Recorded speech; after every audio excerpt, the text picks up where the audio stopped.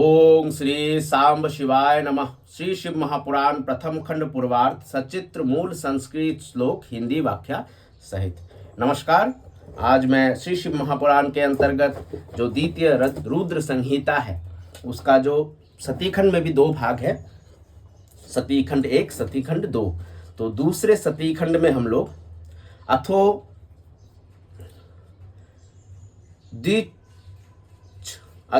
द्विचत्वारिंशोध्याय यानी के 42वां अध्याय 42। भगवान शिव का देवता आदि पर अनुग्रह, दक्ष यज्ञ मंडप में पधार कर दक्ष को जीवित करना तथा दक्ष और विष्णु आदि द्वारा शिव की स्तुति।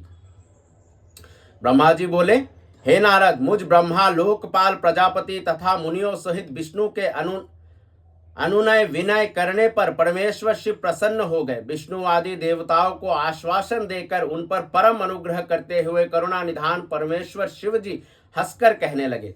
श्री महादेव जी बोले, हे श्रेष्ठ देवताओं, आप दोनों सावधान होकर मेरी बात सुने। मैं सच्ची बात कह रहा हूँ। हे तात, मैं आप दोनों का क्रोध सर्वदा सहता रहता हूँ। बालकों अर्थात अज्ञानियों के द्वारा किए गए अपराध का मैं ना तो वर्णन करता हूँ और ना चिंतन ही करता हूँ। इस पर भी मेरी माया से भ्रांत प्राणियों के शिक्षानार्थ ही मैं दंड धारण करता हूँ। दक्ष के यज्ञ का विध्वंस मैंने कभी नहीं किया है। दक्ष स्वयं ही दूसरों से द्वेष करते हैं। दूसरों के प्रति जैसा व्यवहार किया जाएगा वो अपने लिए ही फलित होगा। अतः दूसरों को कष्ट देने वाला कार्य कभी नहीं करना चाहिए। जो दूसरों से द्वेष करता है वह द्वेष अपने लिए ही होता है। दक्ष का मस्तक जल गया है, इसीलिए इनके सिर को स्थान में बकरे का सिर जोड़ दिया जाए। भग देवता मित्र की आंख से यज्ञ का भाग देखे। हे तात, पुषा नामक देवता जिनके दांत टूट गए हैं, यजमान के दांतों से भली भांति पिसे हुए अन्न का भक्षण करे। ये मैंने सच्ची बात बताई है। मेरा विरोध करने वाले भीगु की दाढ़ी के स्थान में बकरे की दाढ़ी लगा दी जाए। शेष सभी देवताओं के जिन्होंने मुझे यज्ञ का उच्छिष्ट भाग दिया, सारे अंग पहले की भांति ठीक हो जाए। याज्ञिकों में से जिनकी भुजाएं टूट गई है वे अश्विनी कुमारों की भुजाओं से, और जिनके हाथ नष्ट हो गए हैं वे पुष्पों के हाथों से अपना काम चलाए। ये मैंने आप लोगों के प्रेमवश कहा है। ब्रह्मा जी बोले, हे नारद, इस प्रकार कहकर वेद का अनुसरण करने वाले सूर सम्राट चराचर पति दयालु परमेश्वर महादेव जी चुप हो गए। भगवान शंकर का ये वचन सुनकर श्री विष्णु और ब्रह्म सहित संपूर्ण देवता संतुष्ट हो गए। वे तत्काल साधुवाद देने लगे। तदंतर भगवान शंभु को आमंत्रित करके मुझ ब्रह्मा और देवर्षियों के साथ भगवान विष्णु अत्यंत हर्षित हो पुनः दक्ष की यज्ञशाला की ओर चले। इस प्रकार उनकी प्रार्थना से भगवान शंभु विष्णु आदि देवताओं के साथ कनखल में स्थित प्रजापति दक्ष की यज्ञशाला में गए। उस समय रुद्रदेव ने वहां यज्ञ का और विशेषतः देवताओं तथा ऋषियों का विध्वंस जो वीरभद्र के द्वारा किया गया था उसे देखा। स्वाहा स्वाधा पूषा तुष्टि धृति सरस्वती अन्य समस्त ऋषि पीतर अग्नि तथा अन्यान्य बहुत से यक्ष गंधर्व और राक्षस वहां पड़े थे। उनमें से कुछ लोगों के अंग तोड़ डाले गए थे, कुछ लोगों के बाल नोच लिए गए थे और कितने ही उस सम्रांगण में मरे पड़े थे। उस यज्ञ की वैसी दुर्व्यवस्था देखकर भगवान शंकर ने अपने गणनायक पराक्रमी वीरभद्रों को बुलाकर हंसते हुए कहा, हे महाबाहु वीरभद्र, ये तुमने कैसा काम किया। हे तात, थोड़ी ही देर में देवता तथा ऋषि आदि को बड़ा भारी दंड दे दिया। हे तात, जिसने ऐसा द्रोहपूर्ण कार्य किया तथा इस विलक्षण यज्ञ का आयोजन किया और जिसे ऐसा फल मिला, उस दक्ष को तुम शीघ्र यहाँ ले आओ। ब्रह्मा जी बोले, भगवान शंकर के ऐसा कहने पर वीरभद्र ने शीघ्रता पूर्वक दक्ष का धर लगाकर उन शंभु के समक्ष डाल दिया।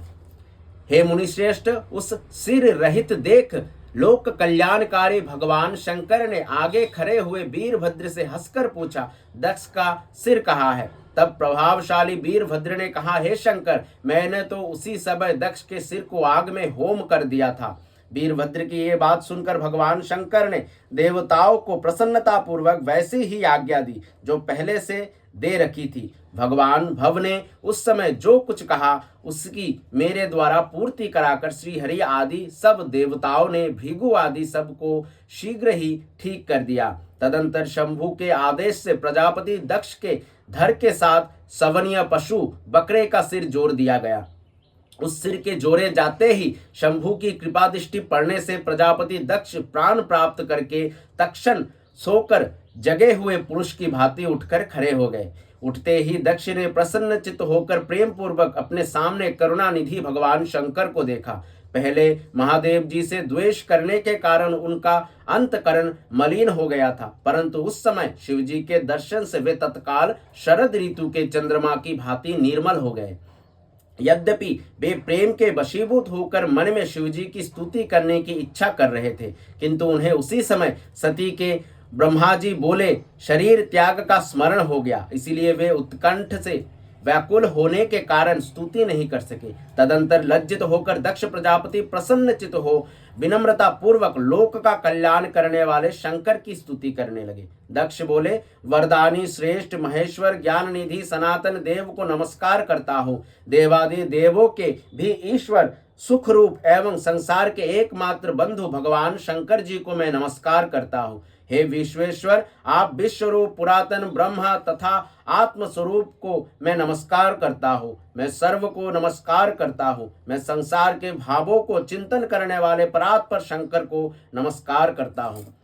हे देवदेव, हे महादेव, आपको नमस्कार है, मुझ पर कृपा कीजिए। हे कृपानिधे, हे शंभो, आज मेरे अपराध को क्षमा कीजिए। हे शंकर, आपने दंड के बहाने ही मुझ पर अनुग्रह किया है। मैं खल और मूर्ख हूँ। हे देव, मुझे आपके तत्व का ज्ञान नहीं था। हे प्रभु, आप विष्णु एवं ब्रह्मादि देवों के भी सेव्य, वेदों से जानने योग्य तथा महेश्वर है। आज मुझे आपके तात्विक स्वरूप का ज्ञान हुआ है। आप सभी लोगों में श्रेष्ठ माने गए हैं। आप सत्पुरुषों के लिए कल्याण वृक्ष, कल्प वृक्ष है और दुष्टों को सदा दंड प्रदान करने वाले हैं। आप सर्वथा स्वतंत्र परमात्मा है एवं भक्तों को अभीष्ट वर प्रदान करने वाले हैं। आप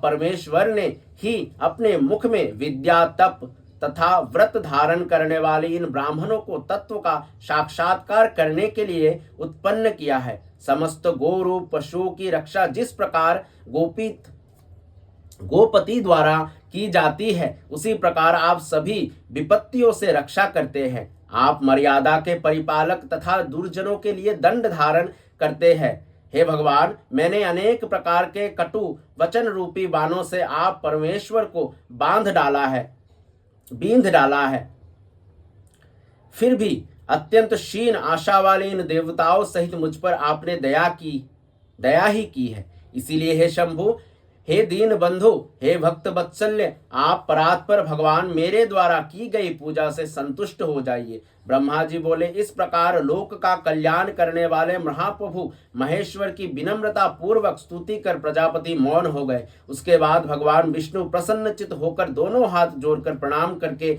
गदगद वाणी से वृषभ ध्वज शिव की स्तुति करने लगे। विष्णु बोले, हे महादेव, हे महेशान, लोक पर अनुग्रह करने वाले, हे दीन बंधु, हे दयानिधे, आप पर ब्रह्म परमात्मा है। हे प्रभु, आप सर्वव्यापी स्वतंत्र है। आपका यश वेदों से ही जाना जा सकता है।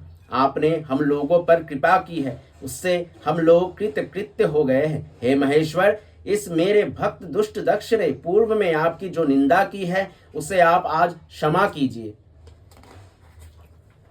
क्योंकि आप निर्विकार है। हे शंकर, मैंने भी मूर्खतावश आपका अपराध किया है, जो दक्ष के पक्ष से आपके गण वीरभद्र के साथ युद्ध किया। हे सदाशिव, आप मेरे स्वामी हैं, आप पर ब्रह्म है, मैं आपका दास हूँ, आप सभी के पिता है, इसीलिए आपको हम सबका पालन करना चाहिए। ब्रह्मा जी बोले, हे देवदेव, हे महादेव, हे करुणा सागर, हे प्रभु, आप स्वतंत्र परमात्मा परमेश्वर अद्वितीय तथा अविनाशी है। हे ईश्वर, हे देव, आपने मेरे इस पुत्र पर अनुग्रह किया है। अब आप अपना अपमान भूल कर दक्ष के यज्ञ का उद्धार कीजिए। हे देवेश, अब आप प्रसन्न हो जाइए और अपने सभी प्रकार के शापों से इसका उद्धार कीजिए। आप ज्ञानवान ही मुझे प्रेरणा देने वाले हैं और आप ही निवारण करने वाले हैं। हे महामुने, इस प्रकार परमात्मा महेश्वर की स्तुति करके दोनों हाथ जोड़कर मैंने अपने मस्तक को झुकाकर उन्हें प्रणाम किया। तदंतर इंद्र आदि देवतागण एवं लोकपाल सावधान होकर प्रसन्न मुख कमल वाले शंकर जी की स्तुति करने लगे। उसके बाद अन्य सभी देवता, सिद्ध, ऋषि एवं प्रजापति गण भी प्रसन्नता के साथ शिव जी की स्तुति करने लगे। तत्पश्चात उपदेवता, नाग, सदस्य तथा ब्राह्मण लोग भी सद्भक्ति से प्रणाम कर अलग अलग स्तुति करने लगे। इस प्रकार श्री शिव महापुराण के अंतर्गत द्वितीय रुद्र संहिता के द्वितीय सती खंड में दक्ष के दुख निवारण का वर्णन नामक 42वां अध्याय पूर्ण हुआ। धन्यवाद। आने वाले अध्याय यानी आने वाले चैप्टर में हम अथो त्रिचोत्वारिंशोध्याय यानी कि 43वें अध्याय का पाठ करेंगे, जहां भगवान शिव का दक्ष को अपनी भक्त वत्सलता, ज्ञानी भक्त की श्रेष्ठता तथा तीनों देवों की एकता बताना, दक्ष का अपने यज्ञ को पूर्ण करना, देवताओं का अपने अपने लोकों को प्रस्थान तथा सती खंड का उपसंहार एवं महात्म्य। तो चलिए, तब तक के लिए धन्यवाद। सांब सदाशिव सांब, सदाशिव सांब, सदाशिव हरि शंभु।